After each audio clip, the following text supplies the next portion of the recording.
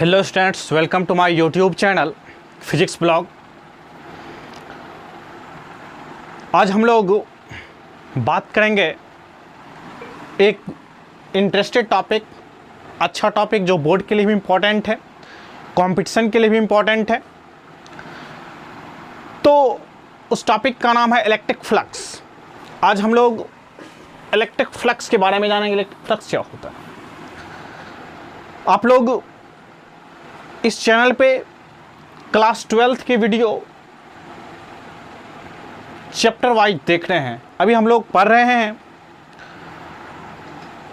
Electric charges in and field. इस chapter का ये 13th लेक्चर है शायद, जिसमें हम लोग पढ़ेंगे इलेक्ट्रिक फ्लक्स के बारे में।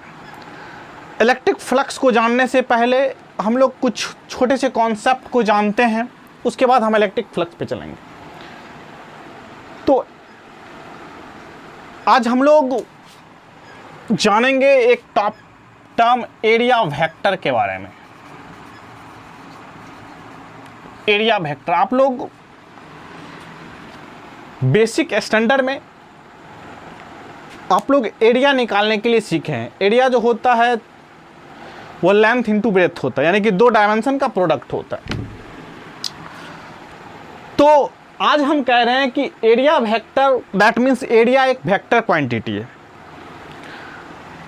एरिया क्या है? एरिया आप जान लीजिए, area is a vector quantity.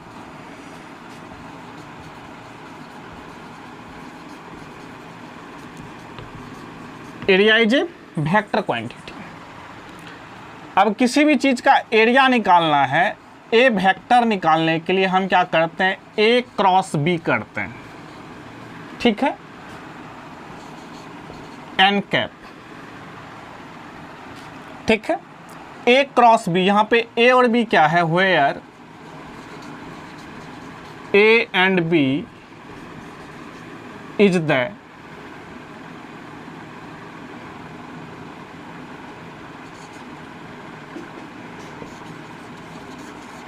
Length and breadth कह सकते हैं, मतलब 2 डायमेंशन, ठीक है। तो एन कैप क्या देता है? N cap gives the direction.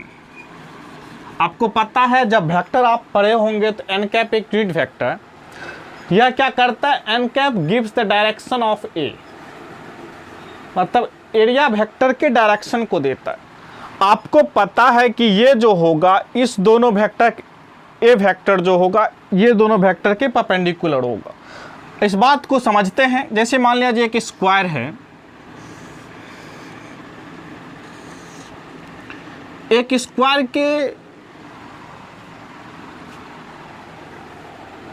का तो एरिया क्या होगा?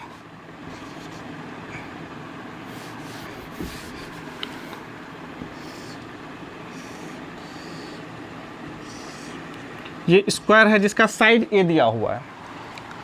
अब इसका एरिया तो आप निकाल दीजिएगा, ए स्क्वायर होगा, बट इस एरिया का डायरेक्शन क्या होगा? एरिया का डायरेक्शन जो होगा इस दोनों साइड्स के परपेंडिकुलर होंगे, यानी कि ये बाहर की तरफ होगा। इसको क्या लिखिएगा? ए स्क्वायर एन कैप। अगर सपोज कीजिए ये एरिया, अगर आप एक्सिस ड्रॉ करते हैं, ये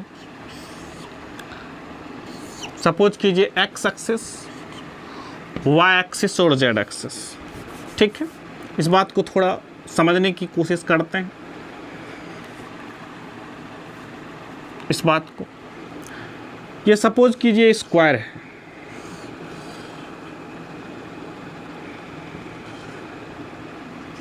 आपको पता है एक्स एक्सिस को वेक्टर आप जब पढ़े होंगे आई कैप से लिखते हैं यूनिट वेक्टर में, वाई एक्सिस को जे कैप से, जेड एक्सिस को के कैप से, ठीक है।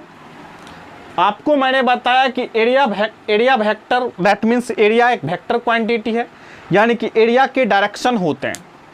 तो हमने एक स्क्वायर लिया, स्क्वायर का साइड्स ए दिया हुआ है,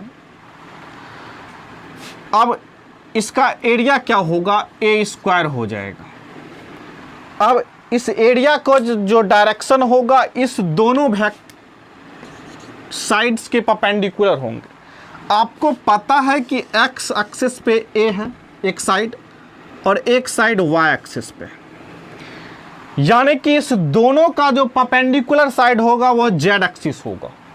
ठीक है, अब कहिएगा कि जेड एक्सिस हो सकता है एक अंदर भी हो सकता है, जेड एक्सिस बाहर की तरफ, बाहर को दिखाने के लिए हमने ये लिखा, यानी कि इस एरिया वेक्टर का डायरेक्शन जो होता है या तो बाहर की तरफ होगा या तो अंदर की तरफ होगा, यानी कि सरफेस के ये सरफेस हुआ, इस सरफेस के परपेंडिकुलर, इस सरफेस के परपेंडिकुलर या तो बाहर की तरफ होगा या तो अंदर की तरफ होगा। तो यानी कि इस एरिया वेक्टर का डायरेक्शन होगा ए स्क्वायर। अब डायरेक्शन जो लिखिएगा के कैप लिखिएगा, आई जे के कैप, या फिर लिख सकते हैं ए स्क्वायर माइनस के कैप, यानी कि इसको आप लिख सकते हैं माइनस ए स्क्वायर के कैप, यानी कि या तो एरिया वेक्टर बाहर की तरफ होगा या तो अंदर की तरफ होगा। ठीक है, तो अब देखिए टू डायमेंशनल फिगर में एरिया वेक्टर जो है परपेंडिकुलर टू द सरफेस होता है। ठीक है, अब परपेंडिकुलर बाहर भी हो सकता है, परपेंडिकुलर अंदर भी हो सकता है।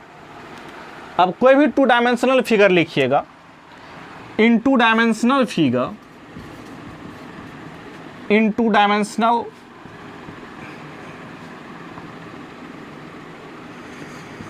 फिगर कहिए,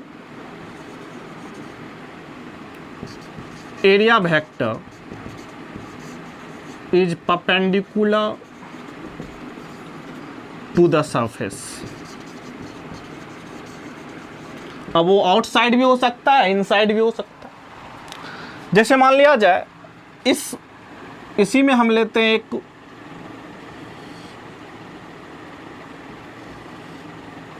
हमने एक रेक्टेंगुलर ले लिया। ठीक है, इसका लेंथ दिया हुआ है, विड्थ दिया हुआ है, सपोज कीजिए। अब देखिए लेंथ और विड्थ हमको एक्स जेड प्लेन में, किस प्लेन में, एक्स जेड प्लेन में है। तो इसका अगर आप एरिया लिखिएगा, मैंने एक स्क्वायर का एरिया लिखा, ए स्क्वायर के कैप लिखा। अब मैंने इसमें लिया नीचे की तरफ लेंथ और ब्रेथ, इसको भूल जाइए। ठीक है, ये एक अलग एग्जाम्पल है। अब इसका एरिया क्या होगा, लेंथ इंटू ब्रेथ होगा रेक्टेंगल का। अब इसका डायरेक्शन क्या होगा, या तो इनसाइड होगा या तो आउटसाइड होगा, लेकिन इस सरफेस के परपेंडिकुलर होगा। That means normal to the surface कह सकते हैं, परपेंडिकुलर कहिए, नॉर्मल कहिए। तो इस सरफेस के परपेंडिकुलर आप देखिए ये जो है एक्स जेड प्लेन में है, तो इस प्लेन के परपेंडिकुलर जो क्या होगा, वाई एक्सिस होगा, यानी कि एल बी वाई एक्सिस को किससे लिखते हैं, जे कैप से। या तो एल बी आप जे कैप लिखिएगा या फिर आप लिखिएगा minus L into B J cap. आज आपने जाना कि एरिया जो है एक वेक्टर क्वांटिटी है और एरिया निकालने के लिए आपको पता है दो साइड्स का क्रॉस प्रोडक्ट करते हैं। ए और बी आपको टू साइड्स हैं, लेंथ एंड ब्रेथ के है या फिर टू साइड्स के, टू साइड्स का दीजिए कोई भी टू डायमेंशनल फिगर का, टू डायमेंशनल ऑब्जेक्ट का। अब ए क्रॉस बी जो एरिया हुआ, लेकिन एन कैप क्या हुआ, एन कैप उस एरिया वेक्टर के डायरेक्शन को बताता है, gives the direction of area vector. अब एन कैप जो होगा मतलब एरिया वेक्टर का जो डायरेक्शन होगा उस दोनों वेक्टर के, यानी कि उस दोनों साइड्स के परपेंडिकुलर होगा, यानी कि उस दोनों साइड से बने सरफेस के परपेंडिकुलर होगा।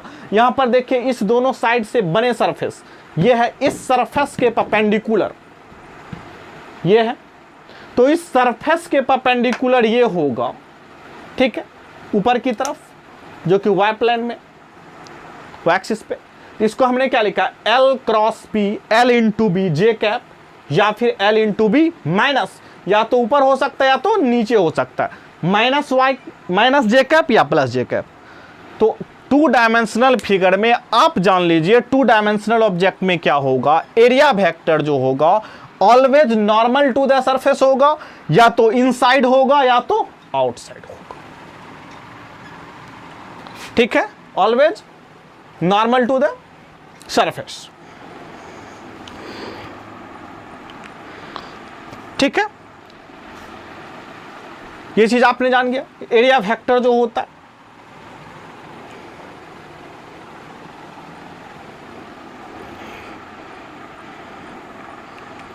ठीक है, यानी कि एरिया वेक्टर के दो डायरेक्शन होंगे टू डायमेंशनल फिगर में।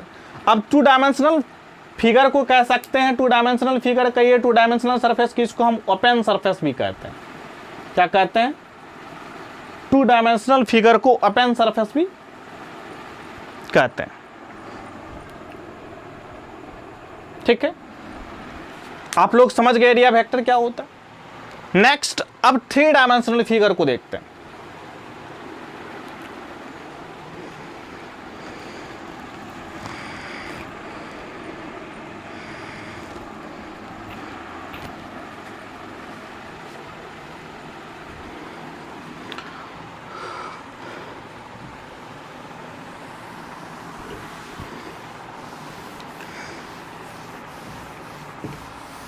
चलिए, इसका जरूरत है। एरिया वेक्टर आपने जाना कि वेक्टर क्वांटिटी है। थ्री डायमेंशनल फिगर में क्या होगा? थ्री डायमेंशनल फिगर का एग्जांपल आप ले सकते हैं, क्यूब ले सकते हैं, क्यूबॉइड ले सकते हैं, स्फीयर ले सकते हैं, सिलेंडर ले सकते हैं, जितना भी है। अब थ्री डायमेंशनल फिगर में जैसे क्यूब हो गया, क्यूबॉइड हो गया, सिलेंडर हो गया, स्फीयर हो गया, तो इस सब का जो है एरिया वेक्टर, जैसे क्यूब को आप लीजिएगा, जैसे आपने देखा कि 2D में क्या था कि दो डायरेक्शन पॉसिबल थे, इनसाइड और आउटसाइड नॉर्मल। लेकिन 3D में आपको क्या होगा, एरिया वेक्टर जो होगा वह ऑलवेज होगा आउटसाइड नॉर्मल। क्या होगा? Outside normal. इसका क्या होगा? ये होगा एरिया वेक्टर का डायरेक्शन, इस प्लेन के परपेंडिकुलर। ये जो सरफेस है इसके परपेंडिकुलर, ये जो सरफेस है इसके परपेंडिकुलर। यानी कि in three dimensional figure, in 3D figure, area vector is in outside normal, या फिर कह सकते हैं परपेंडिकुलरली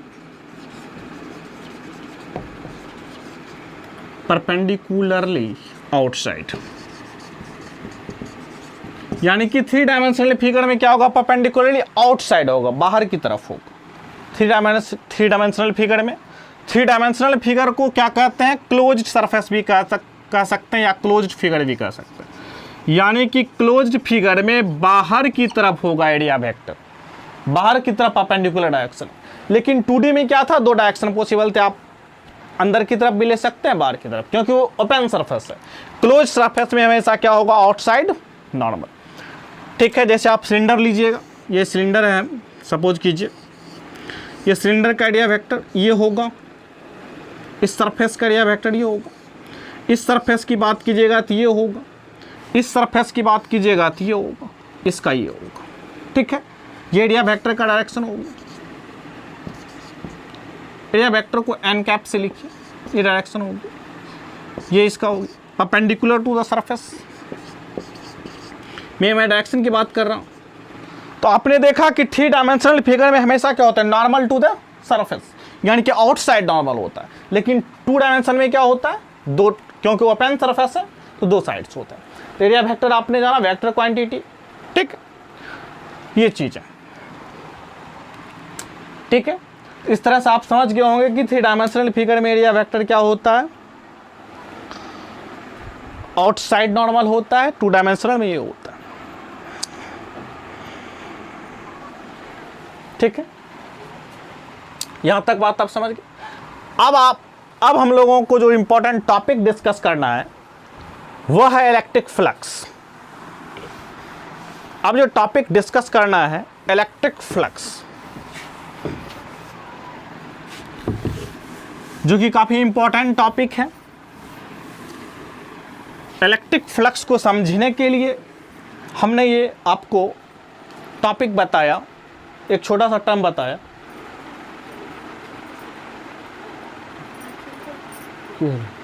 हाँ, इलेक्ट्रिक फ्लक्स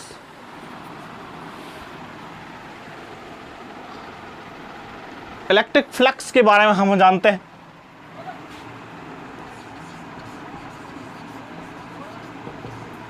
इलेक्ट्रिक फ्लक्स, ठीक है। इलेक्ट्रिक फ्लक्स को हिंदी में कहते हैं विद्युत फ्लक्स।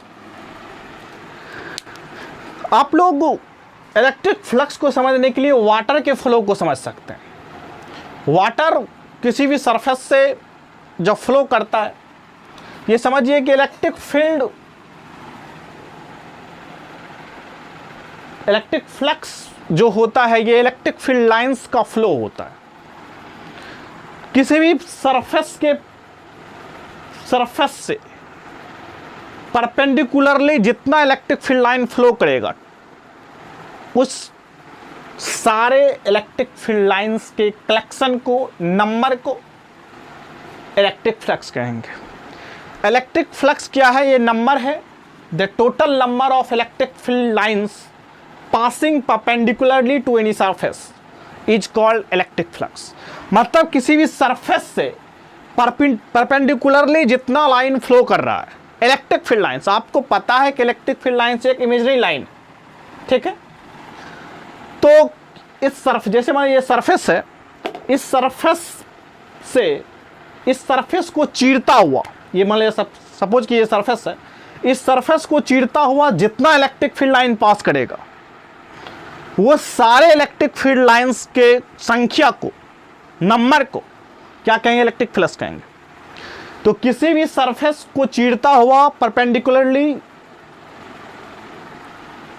जितने भी इलेक्ट्रिक फील्ड लाइंस पास करेंगे, जितने भी इलेक्ट्रिक फील्ड लाइंस पास करेंगे, उसकी संख्या को क्या कहेंगे? इलेक्ट्रिक फ्लक्स कहेंगे। सबसे पहले इलेक्ट्रिक फ्लक्स का डेफिनेशन आप लोग जान लीजिए, the total number of electric field lines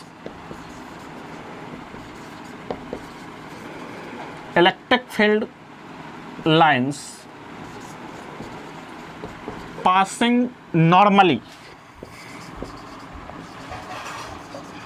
या फिर कह सकते हैं perpendicularly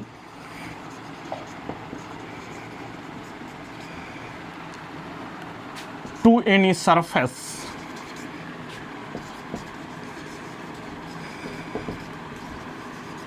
is called electric flux.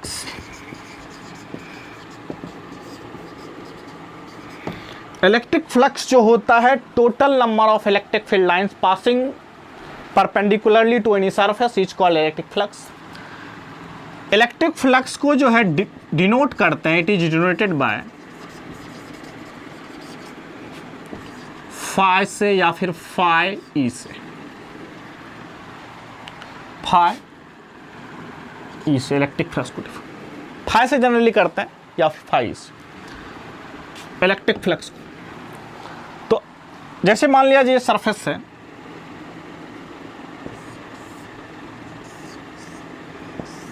इससे जो परपेंडिकुलरली पास करेगा, यहां पे फाई इलेक्ट्रिक फ्लक्स की वैल्यू कितनी हो जाएगी? 3 हो जाएगी। 3 इलेक्ट्रिक फील्ड लाइन पास की। जैसे हम इसको बड़ा कर दें एरिया को, सपोज कीजिए एरिया, इससे इलेक्ट्रिक फील्ड लाइंस कितने पास करें? 1 2 3 4, तो क्या होगा? 1 2 3 4 5 6, 1 2 3 4 5 6, ठीक है। तो जितने भी इलेक्ट्रिक, जैसे मान लीजिए ये सरफेस, ठीक है, इसको चीरता हुआ, ठीक, जितने भी लाइंस पास करेंगे ठीक है, तो वो लाइंस क्या होंगे? इलेक्ट्रिक फ्लक्स होंगे। तो ये चीज है। अब इलेक्ट्रिक फील्ड लाइंस आपने देखा कि इलेक्ट्रिक फ्लक्स की वैल्यू आपको पता चला कि जितने भी number of electric field line पास करेंगे उसको क्या कहेंगे? इलेक्ट्रिक फ्लक्स कहेंगे।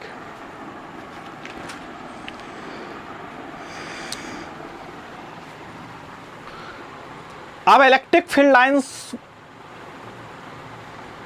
जो डिपेंड करता है, किस पर डिपेंड करता है?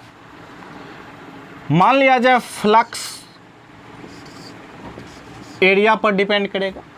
एरिया अगर बढ़ा दीजिएगा तो इलेक्ट्रिक फील्ड लाइंस ज़्यादा से ज़्यादा पास करेंगे। दूसरी बात, फ्लक्स जो है number of electric field lines पे डिपेंड करेगा। जितना ज़्यादा इलेक्ट्रिक फील्ड लाइंस होंगे उतना ज़्यादा इलेक्ट्रिक फ्लक्स की वैल्यू होगी। जितनी संख्या इलेक्ट्रिक फील्ड लाइंस की होगी उतना इलेक्ट्रिक फ्लक्स होगा। यानी कि एरिया बढ़ाने पे इलेक्ट्रिक फ्लक्स की वैल्यू बढ़ जाएगी, इलेक्ट्रिक फील्ड लाइंस बढ़ाने पे इलेक्ट्रिक फ्लक्स की वैल्यू बढ़ जाएगी। यानी कि फाई जो प्रोपोर्शनल होगा एरिया का होगा, फाई जो प्रोपोर्शनल होगा इलेक्ट्रिक फील्ड लाइंस के होंगे। यहां से आप लोगों ने ये चीज जाना। तब हम लोग इलेक्ट्रिक फ्लक्स को आपने जाना कि इलेक्ट्रिक फ्लक्स क्या होता है, इलेक्ट्रिक फ्लक्स किससे डिनोट करते हैं, इलेक्ट्रिक फ्लक्स किस पे डिपेंड करता है? एरिया पर डिपेंड करता है। आपको क्या करना है, नॉर्मली जितना इलेक्ट्रिक फील्ड लाइंस किसी भी सरफेस से गुजार सकते हैं उसके नंबर्स को इलेक्ट्रिक फ्लक्स कहते हैं। यहां तक बात क्लियर है? आगे इसके फार्मूला को देखते हैं, इसका फार्मूला क्या होता है। चलिए, आपने जाना कि इलेक्ट्रिक फ्लक्स को फाई से डिनोट करते हैं। अब हम लोग एक फार्मूला निकालते हैं इलेक्ट्रिक फ्लक्स का। सपोज कीजिए ये सरफेस है,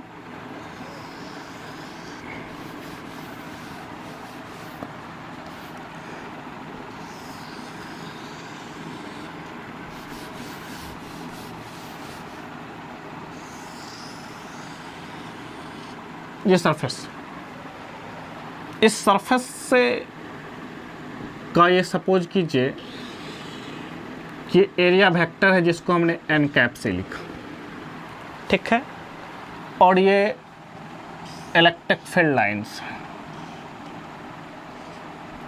और इसके बीच का एंगल थीटा है, ठीक है। ये इलेक्ट्रिक फील्ड लाइंस, ठीक है, ये एरिया वेक्टर। तब जो ये आपको एरिया वेक्टर को हमने एन कैप से लिखा, ठीक है।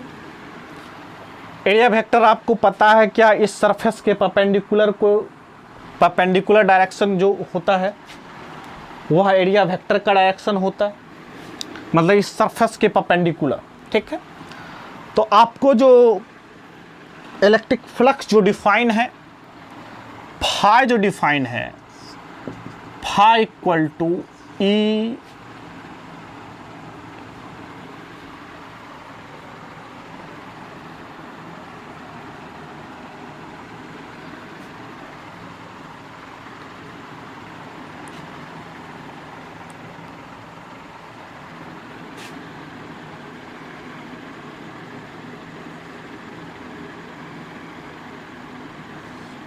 एन कैप जो एरिया वेक्टर का डायरेक्शन है, और इसका एरिया सपोज कर लेते हैं कि इसका एरिया क्या है, ए, ठीक है, क्या है, ए है। तो फाई जो डिफाइंड है ई ए कॉस थीटा। अब कॉस थीटा कौन सा लेंगे? अब देखिए इलेक्ट्रिक फील्ड, देखिए से थीटा एंगल पे आपको पता है इलेक्ट्रिक फील्ड लाइंस कैसे पास करना चाहिए, परपेंडिकुलर पास करना चाहिए। तो इसका एक कंपोनेंट होगा इसका ई साइन थीटा का, एक कंपोनेंट एरिया वेक्टर के डायरेक्शन में होगा ई का, जो कि होगा ई कॉस थीटा का, ठीक है। यानी कि अब देखिए ई कॉस थीटा जो ई का कंपोनेंट है वह देखिए एरिया वेक्टर के डायरेक्शन में। आपने इलेक्ट्रिक फ्लक्स का जो डेफिनेशन क्या पढ़ा कि जितने भी electric field lines perpendicular to the surface पास करेंगे उसके नंबर को हम इलेक्ट्रिक फ्लक्स कहेंगे। ये परपेंडिकुलर पास नहीं कर रहा, इलेक्ट्रिक फील्ड का कुछ कंपोनेंट पर परपेंडिकुलर पास कर रहा है जो कि ई कॉस थीटा। तो फाई जो डिफाइंड है, आपको इलेक्ट्रिक फ्लक्स के लिए वही कंपोनेंट लेना है जो एरिया वेक्टर के डायरेक्शन में हो, इलेक्ट्रिक फील्ड का वही कंपोनेंट लेना। आपको पता चल रहा होगा कि इलेक्ट्रिक फील्ड इसके परपेंडिकुलर एरिया वेक्टर के इस सरफेस के परपेंडिकुलर नहीं है, एरिया वेक्टर के डायरेक्शन में नहीं है, एरिया वेक्टर से थीटा एंगल पे। तब इलेक्ट्रिक फ्लक्स डिफाइंड है phi equal to E A cos theta. अब आपको पता होगा ई ए कॉस थीटा को हम लिख सकते हैं E dot A. Phi equal to एक फॉर्मूला आप लोगों ने जाना E dot A. Phi equal to defined है ई ए कॉस थीटा। अब यहाँ पर आपने ये भी जान लीजिए थीटा क्या है। Theta is the angle between E vector and A vector. आपको पता है कि दोनों वेक्टर्स है, इलेक्ट्रिक फील्ड भी वेक्टर है, एरिया भी वेक्टर। आपने एक सरफेस लिया, उस सरफेस का जो परपेंडिकुलर हुआ उसका area N cap, area vector का डायरेक्शन एन कैप है, और उससे थीटा एंगल पर इलेक्ट्रिक फील्ड है। तो हमको इलेक्ट्रिक फील्ड का वो कंपोनेंट लेना है जो सरफेस के परपेंडिकुलर हो, यानी कि एरिया वेक्टर के डायरेक्शन में हो। तो इस इलेक्ट्रिक फील्ड का जो कंपोनेंट लेंगे हम, तो ई कॉस थीटा होगा। इसका जिधर थीटा होता है उधर कॉस थीटा लेते हैं, तो E cos theta E sine theta. अब जो इसका एक कंपोनेंट आपने निकाला इलेक्ट्रिक फील्ड का, यही एरिया वेक्टर का डायरेक्शन है और यही इलेक्ट्रिक फील्ड का डायरेक्शन है। तब हमने लिखा फाई जो डिफाइंड है E A cos theta, phi equal to E dot A. समझ में आ गया बात? यानी कि phi equal to E dot A. इस बात को आप समझ गए होंगे कि फाई इक्वल टू हम लोगों ने जाना इलेक्ट्रिक फ्लक्स जो होता है ई डॉट ए होता है। ई ए कॉस थीटा को हम ई डॉट ए लिख सकते हैं वेक्टर से। ठीक, चलिए थीटा क्या है? Is the angle between vector E and vector A. ठीक, अब हम एक और टर्म को डिफाइन करते हैं। सपोज कीजिए कि स्मॉल एरिया से एक सरफेस ये ले लेते हैं, ये हमारा सरफेस है। इस सरफेस इससे आपने जाना इस छोटे से पार्ट से, इसको मान लेते हैं डी ए, इस एरिया को मान लेते हैं डी ए। इस छोटा सा एरिया को हमने क्या माना? D A. ठीक है,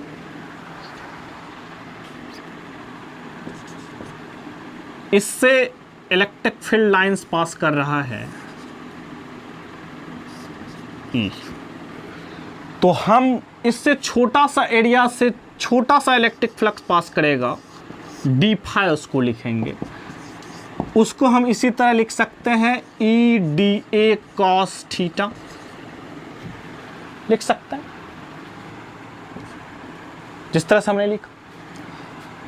इसको लिख सकते हैं ई वेक्टर फॉर्म में लिखें तो E vector dot area vector को डी ए वेक्टर, यानी कि डी फाई इक्वल टू हम लिख सकते हैं ई डॉट डी वेक्टर।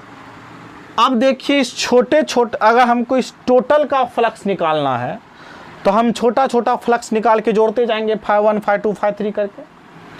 इस जगह छोटा सा काट के इस तरह से इस पूरे एरिया का फ्लक्स निकल जाएगा। तो इसके लिए हम क्या करेंगे? इंटीग्रेशन करेंगे। Integration of D phi is equal to integration E dot D A, यानी कि यहां से कह सकते हैं phi equal to integration of E dot D A. इस फार्मूला का भी आपको काफ़ी ज़्यादा यूज होगा। ठीक है, integration of E dot D A का, ठीक है। आपने जाना कि φ equal to E A cos theta, यानी कि φ equal to E dot A, ठीक है। यानी कि एक छोटा सा एरिया लिए, छोटा सा एरिया से डी फाई फ्लक्स निकला, छोटा सा flux, D phi equal to E D A cos theta लिख सकते हैं, यानी कि ई डॉट डी ए, यानी कि डी फाई को इंटीग्रेट जब कीजिएगा तो क्या आ जाएगा, phi integration of E dot D A. बात समझ में आ गया। यानी कि ये फार्मूला तो हुआ, ज़्यादातर इस फार्मूला का यूज होगा, ये फार्मूला का, ठीक है। आप लोगों ने इलेक्ट्रिक फ्लक्स का फार्मूला जान गए, क्या होता है इलेक्ट्रिक, ये एलिमेंटल फार्मूला हुआ। इसको निकाल करके, छोटा सा निकाल करके आप उसको इंटीग्रेट कर देते तो आपका टोटल फ्लक्स निकल जाता, ठीक है। चलिए इस बात को समझ गए, इलेक्ट्रिक फ्लक्स क्या होता है, इलेक्ट्रिक फ्लक्स का फार्मूला क्या होता है। चलिए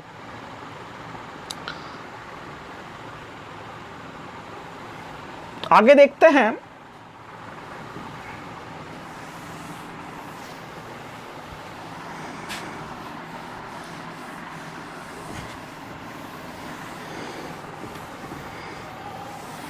अब हम लोगों ने एक इलेक्ट्रिक फ्लक्स का फॉर्मूला जाना, integration of E dot D A, ठीक है। चलिए अब कोई क्लोज सरफेस के लिए इसको लिखेंगे, जो कि गॉस लॉ में यूज करेंगे अक्सर। तो जैसे कोई मान लीजिए कोई स्फेयर, सपोज दैट ये स्फेयर है, ठीक है। एक और टर्म डिस्कस कर लेते हैं, उसके बाद हम लोग इस पे सवाल करेंगे, इसके बारे में और कुछ जानेंगे। सपोज कीजिए कि ये स्फेयर है, इस स्फेयर का ये सेंटर है, ठीक है। आप ये चीज़ जान लीजिए कि स्फेयर से जो होता है, स्फेयर का जो नॉर्मल है वह हमेशा सेंटर से पास करता है। स्फेयर पे जो परपेंडिकुलर डालिएगा वो कहाँ से पास करेगा, जैसे मान लीजिए ये नॉर्मल हुआ, ये नॉर्मल हुआ, जो कि सेंटर से पास करेगा। आप ये चीज़, स्फेयर का नॉर्मल किससे पास करता है, मतलब स्फेयर पे जो परपेंडिकुलर डालिएगा वो कहाँ से पास करेगा, सेंटर से पास करेगा। किसके सेंटर से, स्फेयर के सेंटर से। चलिए ये बात आप जान गए। एक छोटा सा और, सपोज कीजिए क्लोज सरफेस है, इस क्लोज सरफेस के इस छोटे से एरिया डीए से, इसका सेंटर है सपोज कीजिए, इस छोटे से एरिया डीए से इलेक्ट्रिक फील्ड ए निकला, तो हम डी फाई इक्वल टू वही लिखेंगे, ई डॉट डी ए लिखेंगे, ठीक है। यानी कि इसका इंटीग्रेशन करेंगे तो D phi equal to E dot D A का इंटीग्रेशन, यानी कि फाई इक्वल टू वही टर्म आएगा ई डॉट डी ए का। लेकिन जब क्लोज रहेगा, ठीक है, यानी कि 3 डायमेंशनल फिगर के लिए, क्लोज सरफेस के लिए हम यहाँ पर क्लोज का साइन लगा देंगे। इस साइन का कहने का मतलब हुआ कि हम क्लोज्ड सरफेस के लिए इंटीग्रेट कर रहे हैं, क्लोज सरफेस का इलेक्ट्रिक फ्लक्स निकाल रहे हैं। यह है फॉर क्लोज्ड सरफेस। किसके लिए है, फॉर क्लोज सरफेस। इसको पढ़ा जाता है क्लोज इंटीग्रेशन, ठीक है। क्लोज सरफेस के लिए हम इसका यूज करेंगे। ओपन सरफेस के लिए भी आपने देखा, ये क्या है, क्लोज सरफेस के लिए। यहां तक आप लोग समझ गए होंगे कि इलेक्ट्रिक फ्लक्स क्या होता है। थोड़ा सा इंक दे देते हैं मार्कर में। इलेक्ट्रिक फ्लक्स जो है, total number of electric field lines किसी भी सरफेस के परपेंडिकुलर, जो जितने भी इलेक्ट्रिक फील्ड लाइंस की संख्या होती है उसे इलेक्ट्रिक फ्लक्स कहते हैं। इलेक्ट्रिक फ्लक्स क्योंकि नंबर है, तो ये अब आपको समझ में आ रहा होगा कि ये कौन सी क्वांटिटी होगी। ये स्केलर क्वांटिटी है। आपको इससे भी पता चल गया होगा कि 2 वेक्टर का हमने डॉट प्रोडक्ट किया। आपने देखा कि इलेक्ट्रिक फील्ड भी एक वेक्टर क्वांटिटी है और एरिया वेक्टर भी एक वेक्टर क्वांटिटी है। दोनों के प्रोडक्ट से हमने क्या निकाला, एक स्केलर प्रोडक्ट निकाला जिसका नाम क्या है, इलेक्ट्रिक फ्लक्स। इलेक्ट्रिक फ्लक्स एक क्या है, स्केलर क्वांटिटी है जिसका फॉर्मूला क्या होता है, phi equal to E dot A. ठीक है, यानी कि आप इसको स्केलर फॉर्म में लिखिएगा, इसको तो क्या होगा, फाई क्या है, स्केलर क्वांटिटी है, तो फाई इक्वल टू आप लिख सकते हैं ई डॉट ए या फिर ई ए कॉस थीटा। ठीक है, तो थीटा आपको पता है एंगल है किसके किसके बीच का, इलेक्ट्रिक फील्ड और एरिया वेक्टर के बीच का। यहाँ तक आपने जाना, आपने एलिमेंटल फॉर्म में भी आपने उसको वेक्टर को लिखना सीखा, यहाँ तक आप लोगों ने जाना। अब हम इसके यूनिट को देख लेते हैं। चलिए,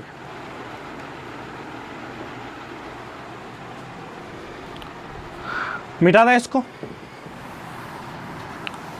चलिए, आपने ये सारा चीज छोटे छोटे टर्म को देख लिया, इलेक्ट्रिक फ्लक्स को देख लिया, यानी कि फाई के बारे में आपने जाना ई डॉट ए, यानी कि आप कह सकते हैं ई ए कॉस थीटा। ठीक, ठीक है। अब देखिए ये क्या है, इट इज स्केलर क्वांटिटी, या कौन सा क्वांटिटी है, स्केलर क्वांटिटी। अब स्केलर क्वांटिटी है तो हम इसको अलजेब्राइकली स्केलर की तरह इसको ट्रीट कर सकते हैं, जोड़ सकते हैं। ठीक है, चलिए अब इसका यूनिट क्या हो जाएगा, इसके यूनिट की बात कीजिएगा, यूनिट उस इलेक्ट्रिक फील्ड का यूनिट क्या होता है, न्यूटन पर कूलम्ब। इलेक्ट्रिक फील्ड का यानी न्यूटन पर कूलम्ब गुना मीटर स्क्वायर, यानी कि आप लिख सकते हैं न्यूटन मीटर स्क्वायर पर कूलम्ब। ठीक है, न्यूटन मीटर स्क्वायर पर कूलम्ब। इसकी डायमेंशन की बात कीजिएगा, इसका डायमेंशन होगा, फोर्स का डायमेंशन क्या होगा, एम एल टी में, यहाँ लिख लीजिए डायमेंशन एम एल टी -2, रटना नहीं है। न्यूटन अगर एग्जाम में डायमेंशन पूछ दिया, फोर्स का डायमेंशन एम एल टी -2, इसका क्या हो जाएगा, एल स्क्वायर, मीटर है तो कूलम्ब का डायमेंशन चार्ज है यानी कि 80।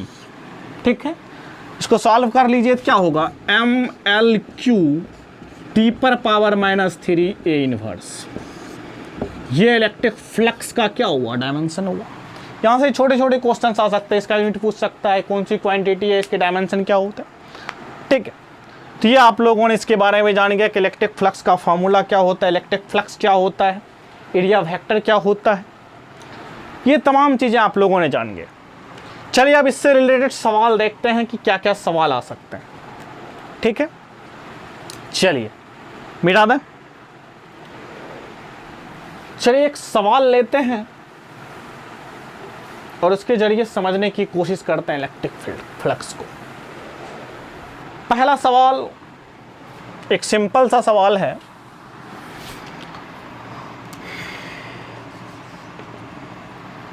आपको फार्मूला जो यूज करना आपने देख लिया, साइड में फार्मूला लिख देते हैं। आपको फार्मूला यूज करना है phi is equal to E A cos theta का।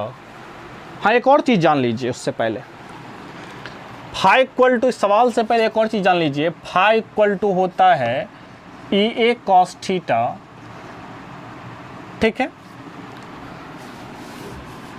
तो यहाँ से थीटा जो है angle between A and B है, सॉरी ई एंड ए है। अब theta is equal to 0 degree हो, स्पेशल केस जान लीजिए।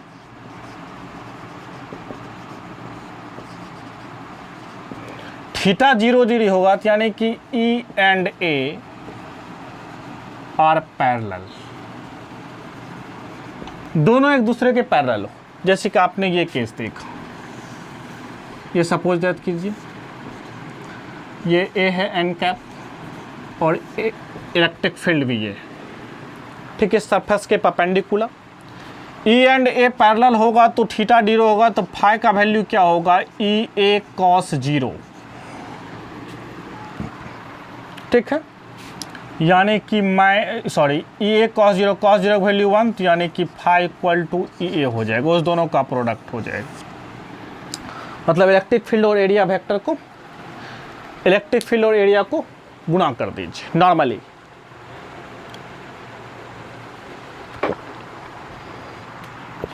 अब थीटा जो है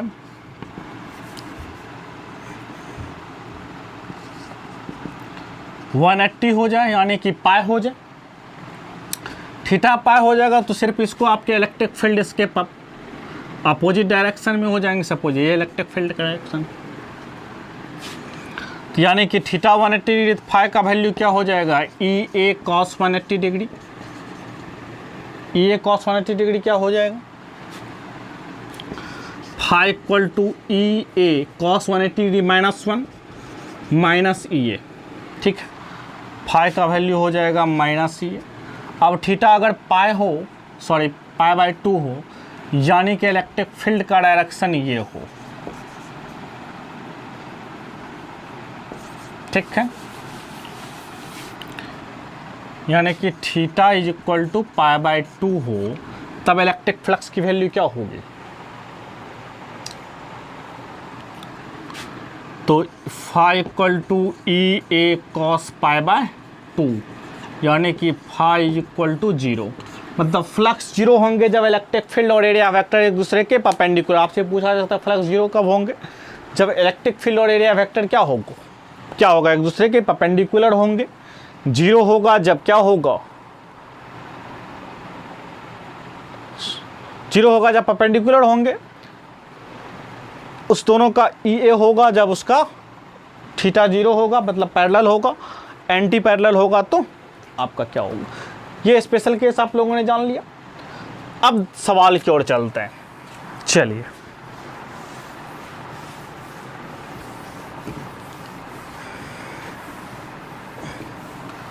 इलेक्ट्रिक फ्लक्स से रिलेटेड सवाल को देखते हैं,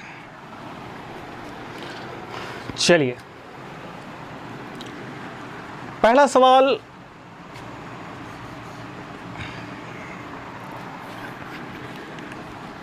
सपोज कीजिए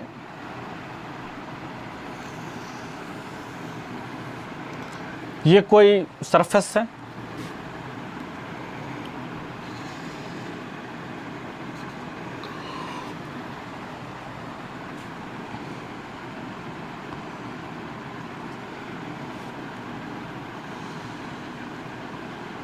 ये सपोज कि ये सर्कल है जिसका रेडियस दिया हुआ है are,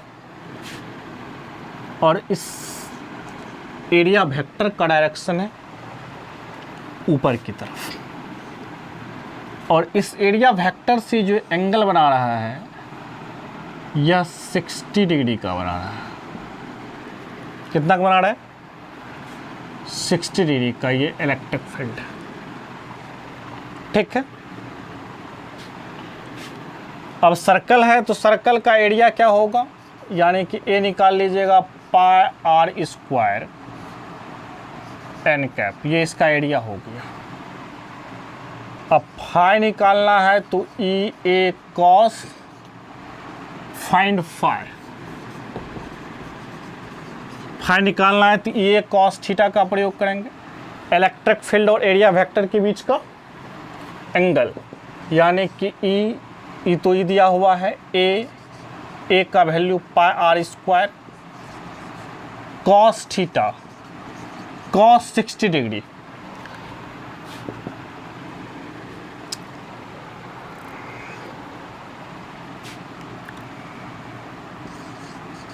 E pi r square cos 60 degree क्या होता है 1/2 हो जाएगा। यहाँ से आप फाई निकाल लीजिए, ठीक है। चलिए अगला सवाल देखते हैं।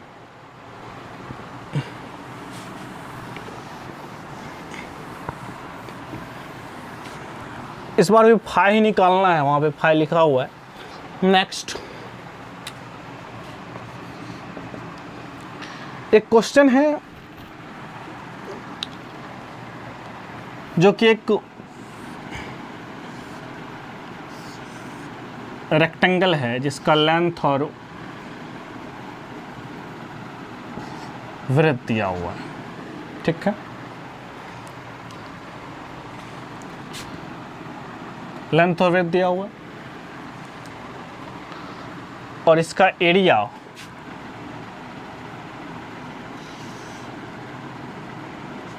वेक्टर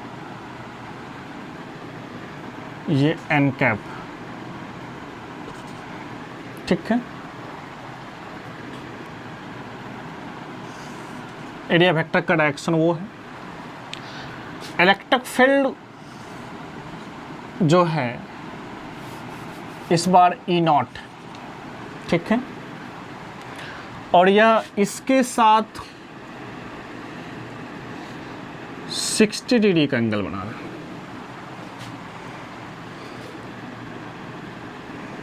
ठीक है। वही बात फिर से फाइंड फाई पूछा है।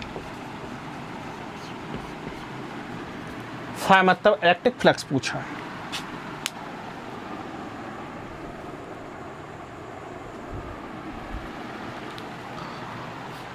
एरिया क्या हो जाएगा? अगर आप एल बी एन कैप कह सकते हैं, जो कि डायरेक्शन दिया हुआ है, ठीक है, ऊपर की तरफ। हमको क्या करना है, आपको पता होना चाहिए कि थीटा फाई इक्वल टू, जो हम फार्मूला जानते हैं, ई ए कॉस थीटा का जानते हैं। एरिया वेक्टर का तो डायरेक्शन आपको पता है कि ये है, ठीक है, जो कि एल बी एन कैप का। लेकिन ई नॉट ये है, इसके बीच का एंगल हमें नहीं पता, इसके बीच का एंगल पता है, ठीक है। हमको ये एंगल निकालना पड़ेगा। ये 60 है तो ये क्या हो जाएगा, 30 हो जाएगा। ये एंगल नहीं रख दीजिएगा, ये इलेक्ट्रिक फील्ड और एरिया वेक्टर के बीच का एंगल नहीं है। इलेक्ट्रिक फील्ड और एरिया वेक्टर के बीच का एंगल हमको लिखना है। आपको पता होगा थीटा क्या है, यानी कि E L into B cos theta. N cap तो आपको पता है डायरेक्शन है, cos 30 degree. E L B, E का वैल्यू इस बार ई नॉट है, तो E naught L B cos 30 degree √3/2, यानी कि आप कह सकते हैं √3/2 ई नॉट एल बी, ठीक है।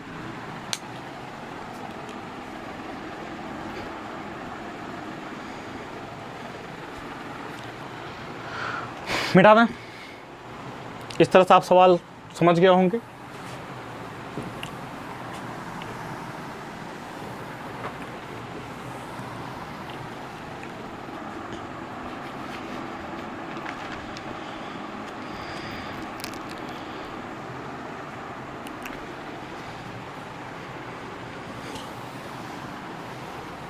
चलिए एक और सवाल लेते हैं।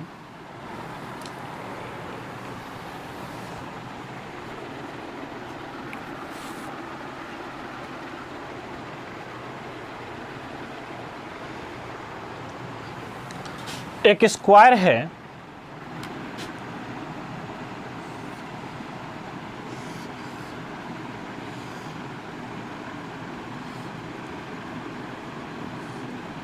सिंपल सवाल, आप इसको ट्राई कर सकते हैं, जिसका साइड्स दिया हुआ है 1 सेंटीमीटर का, ठीक है, और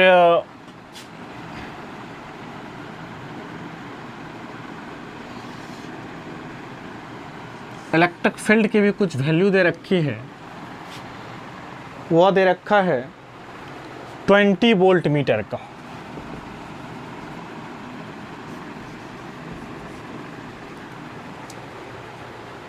ठीक है, और ये इसके बीच का एंगल, ये एन कैप हो गया, इसके बीच का एंगल दे रखा है 60 डिग्री। तो आपको वही पूछा इलेक्ट्रिक फ्लक्स। आप लोग सोच सकते हैं इसका एरिया निकाल दीजिएगा, इसके बीच का एंगल भी पता है, इलेक्ट्रिक फील्ड भी पता है, आसानी से सवाल हो जाएगा। इसका एरिया क्या हो जाएगा, a² हो जाएगा, यानी कि इसका एरिया हो जाएगा 1×10⁻² मीटर स्क्वायर हो जाएगा का होल स्क्वायर, यानी कि 10⁻⁴ मीटर स्क्वायर। इसका एरिया मीटर में बदल दिए, उसका एरिया हो गया।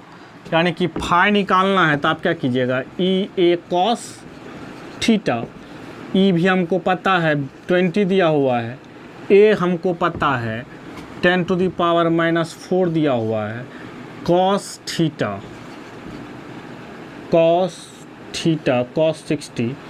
60 फिर कितना हो जाएगा, इतना cos 60 हो जाएगा 1/2, दिस एंड दिस कैंसिल, यानी कि 10⁻⁻3। अब इलेक्ट्रिक फ्लक्स का जो यूनिट होता है, ठीक है, न्यूटन मीटर स्क्वायर पर कूलम्ब, ठीक है, ये हमारा हो जाएगा।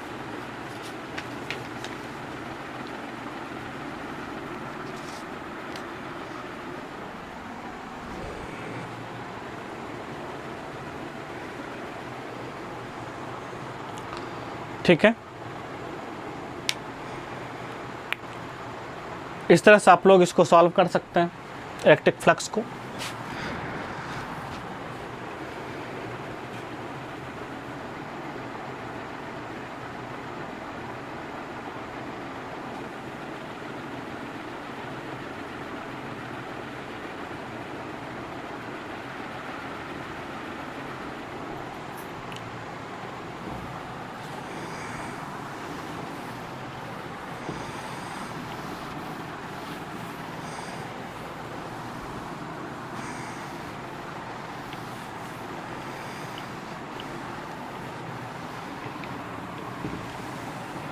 चलिए अब आगे देखते हैं कुछ 3D सरफेस को लेकर के।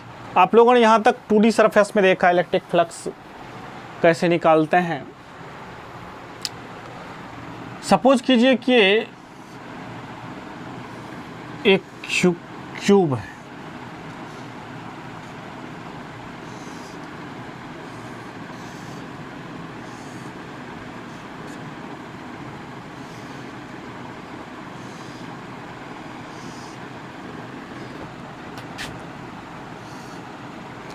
ठीक है। इलेक्ट्रिक फील्ड जो है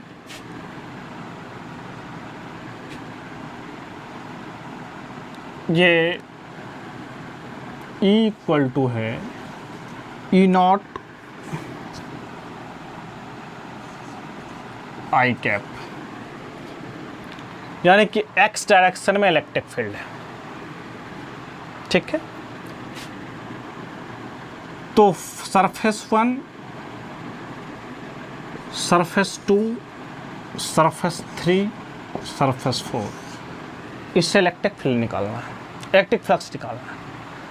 अब आपको पता है कि 3 डायमेंशनल फिगर में हमेशा नॉर्मल जो होता है इसके परपेंडिकुलर होता है।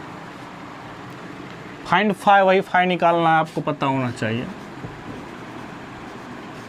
लेकिन इलेक्ट्रिक E0 I कैप का अगर x y z की बात कीजिएगा तो इसी डायरेक्शन में इलेक्ट्रिक फील्ड भी है, E0 I कैप, ठीक है। यानी कि इलेक्ट्रिक फील्ड का भी डायरेक्शन यही इस सरफेस के लिए, और एरिया वेक्टर का भी डायरेक्शन यही, दोनों का डायरेक्शन सेम हो गया।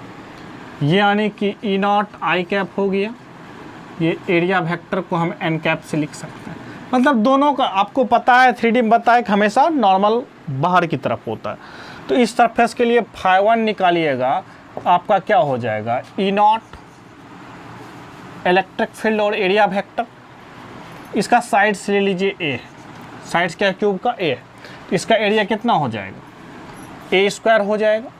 आपको पता है कि क्यूब जो बना होता है 6 स्क्वायर से मिल करके बना होता है, ये एक सरफेस जो स्क्वायर का सरफेस है, तो ये क्या हो जाएगा, E0 A² हो जाएगा। अब देखिए φ2 निकालिए, φ2 देखिए E0 इस साइड में है, इलेक्ट्रिक फील्ड का डायरेक्शन ये है, इस बार तो परपेंडिकुलर होगा एरिया वेक्टर। अब देखिए ये दोनों एक दूसरे के परपेंडिकुलर हो गए। आपको मैंने बताया कि इलेक्ट्रिक फील्ड और एरिया वेक्टर दोनों परपेंडिकुलर हो तो इलेक्ट्रिक फ्लक्स क्या होगा, 0 होगा। तो यहाँ पर भी इलेक्ट्रिक फ्लक्स की वैल्यू 0 हो गई। φ3 देखिए, इधर की तरफ आइए। अब देखिए इलेक्ट्रिक फील्ड का डायरेक्शन वो हो गया एक्स एक्सिस पे, पॉजिटिव एक्स में इलेक्ट्रिक फील्ड, और इस सरफेस के लिए एरिया वेक्टर बाहर की तरफ, दोनों एक दूसरे के अपोजिट हो गए। तो आपको पता है अपोजिट क्या होता है, तो माइनस हो जाएगा E0A²। φ4 के लिए सेम बात जो φ2 के लिए हुआ, 0 हो जाएगा, परपेंडिकुलर हो जाएंगे। समझ में आ रहा है किस तरह से हमको यूज करना है? चलिए सवाल भी आपको समझ में आ गया होगा। चलिए मिटा दें इसको।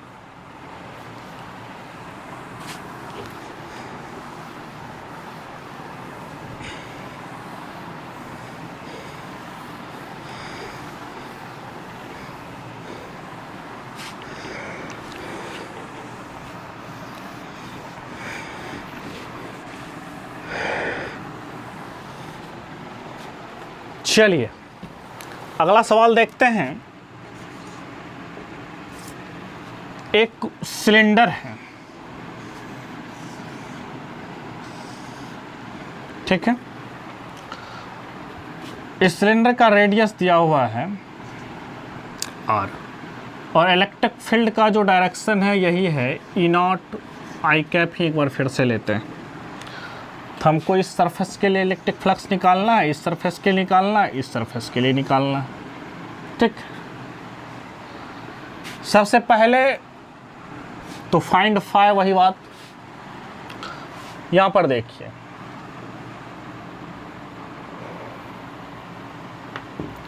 देखिए इलेक्ट्रिक फील्ड एक्स डायरेक्शन में, पॉजिटिव एक्स में यूनिफॉर्म है, तो φ1 निकालेंगे। तो φ1 इस सरफेस के लिए इलेक्ट्रिक फील्ड का डायरेक्शन ये, और एरिया वेक्टर का भी डायरेक्शन ये, आउटसाइड नॉर्मल, यानी कि ये होगा आउटसाइड नॉर्मल, यानी कि E0 इसका एरिया क्या हो जाएगा, सर्कुलर πr²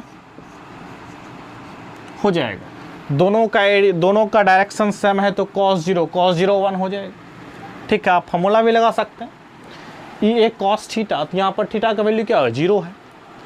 इधर की तरफ आप आइए, एक दूसरे के अपोजिट होगा तो φ2 क्या हो जाएगा, 0 E0 πr² होगा, लेकिन एरिया वेक्टर का डायरेक्शन इस तरफ और इलेक्ट्रिक फील्ड का डायरेक्शन उस तरफ, E0 πr² हो जाएगा। φ3 जो 0 होगा, इसके लिए जो होगा एरिया वेक्टर पर, इस सरफेस के लिए, मैं सरफेस की बात कर रहा हूँ, इस सरफेस का एरिया वेक्टर परपेंडिकुलर होगा, और इलेक्ट्रिक फील्ड का डायरेक्शन ये है 90 डिग्री, 0 हो जाएगा। सिमिलरली आप नीचे की तरफ भी कर सकते हैं तो 0 ही होगा, 90 होगा। यानी कि नेट फ्लक्स की बात कीजिएगा तो नेट फ्लक्स कितना हो जाएगा, E0 πr² प्लस में माइनस E0 πr² प्लस 0, यानी कि दिस एंड दिस भी कैंसिल, यानी कि 0, ठीक है। अब आप यहाँ से एक रिजल्ट ले सकते हैं। एक रिजल्ट होगा in uniform electric field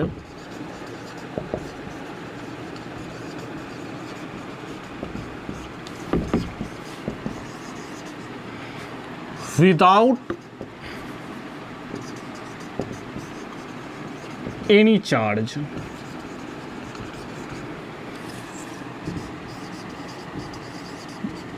the net flux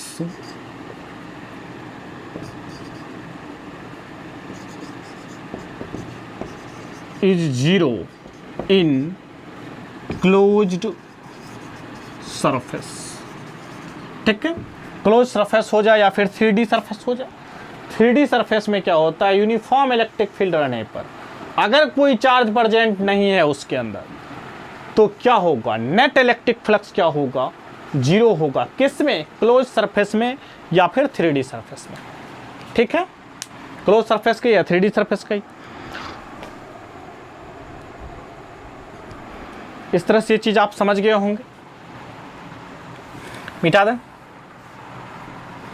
सवाल देखिए क्या करना है आपको, डायरेक्शन पिक करना है, इलेक्ट्रिक फील्ड का डायरेक्शन और एरिया वेक्टर का डायरेक्शन। यहाँ पे इलेक्ट्रिक फ्लक्स निकालने के लिए क्या करना है, इलेक्ट्रिक फील्ड और एरिया वेक्टर का डायरेक्शन देखना है।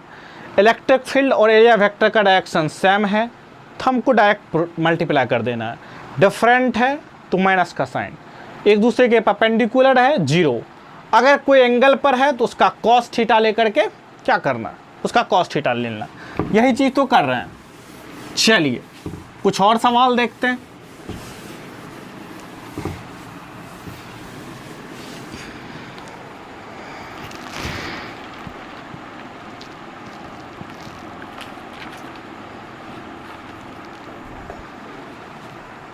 कुछ और सवाल देखते हैं।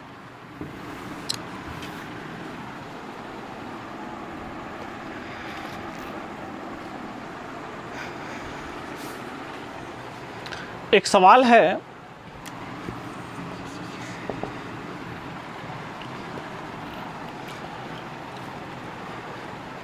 सपोज कीजिए ये XYZ प्लेन है। इस प्लेन में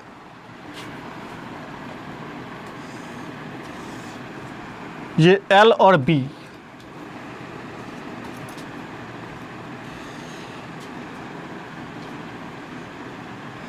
इसका लेंथ है, इसका width.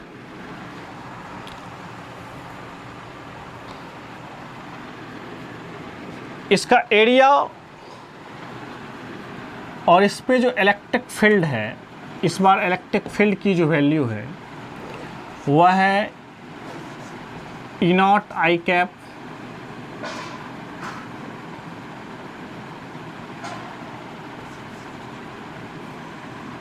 E0 J cap plus E0 K cap, यानी कि E0 into I plus J plus K। ठीक है, हमें पूछा गया है फाइंड फाई। ठीक है, अब देखिए सबसे पहले एरिया वेक्टर निकाल लीजिए। एरिया वेक्टर क्या होगा, L इंटू बी होगा और इसका डायरेक्शन क्या होगा, ये I है, ये J है, ये K है। ठीक है, तो ये XY प्लेन में तो इसका डायरेक्शन होगा किस प्लेन में, एरिया वेक्टर होगा इसका या तो K कैप होगा या तो माइनस K कैप होगा। दो डायरेक्शन पॉसिबल है इसका, या तो K कैप या तो माइनस K कैप। जो भी डायरेक्शन होगा इसके परपेंडिकुलर नहीं होगा इस सरफेस के। L into B area vector आ गया K कैप। अब हमको क्या निकालना है, फाई निकालने के लिए E vector dot A vector करना है। ठीक है, यानी कि E वेक्टर दिया हुआ है E0 I cap plus E0 J cap plus E0 K cap. ठीक है, समझ में आ रहा। हमने पॉजिटिव डायरेक्शन को लिया, डॉट करना है किसके साथ में, ए एरिया वेक्टर के साथ में L into B L B K cap. ठीक है, अगर आप पॉजिटिव डायरेक्शन लेते तो इसके साथ कीजिएगा, निगेटिव लीजिएगा तो पीछे के साथ कीजिएगा। ठीक है, हमने पॉजिटिव डायरेक्शन पिक किया। अब देखिए डॉट प्रोडक्ट आप सीखे होंगे वेक्टर में, ये सारा टर्म तो जीरो हो जाएगा, यानी कि क्या होगा E0 LB, यही होगा ना।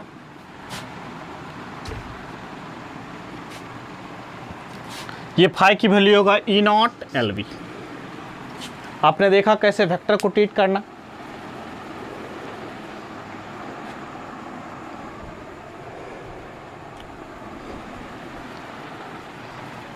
मिटा दें इसको। इस तरह से आप नेगेटिव लेके जब माइनस हो जाएगा।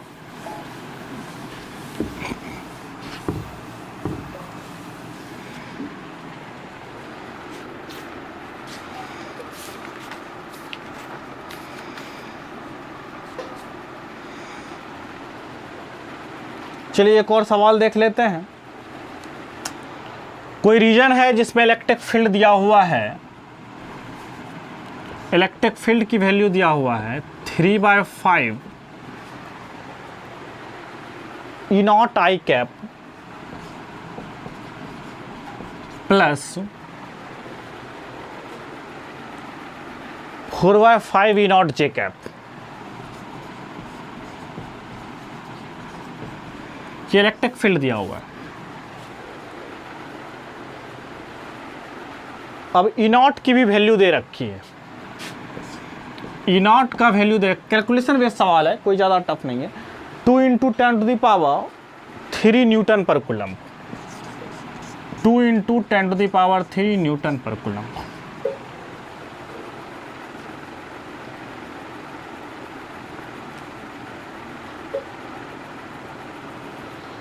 अब एक रेक्टेंगुलर सरफेस है जिसका एरिया दिया हुआ है।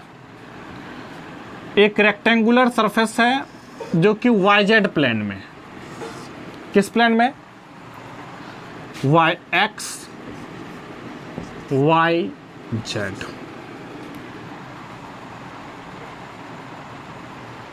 जो कि YZ प्लेन में।